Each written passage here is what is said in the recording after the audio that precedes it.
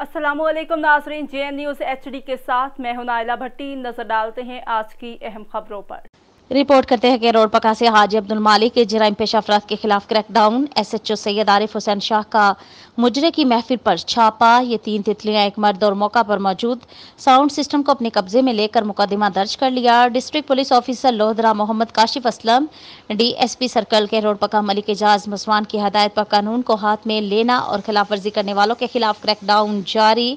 थाना सदर के रोड पका के SHO सैयद आरिफ हुसैन शाह को दौरान गश्त के रोड पका के नवाही इलाके बस्ती सैकड़ा में ऊंची आवाज में फहाशी गानों की आवाज सुनाई दी तो मुजरे की महफिल पर छापा मारकर वहां पर मौजूद मोहल्ला बाजारे हुसन की मशहूर 3 तितलियों अल्लाह रखी, कौसर, इरशाद माई और सफदर को बराहना लिबास में डांस करते हुए पकड़ लिया। पुलिस ने मौका पर मौजूद साउंड सिस्टम को अपने कब्जे में लेकर मुकदमा दर्ज कर दिया।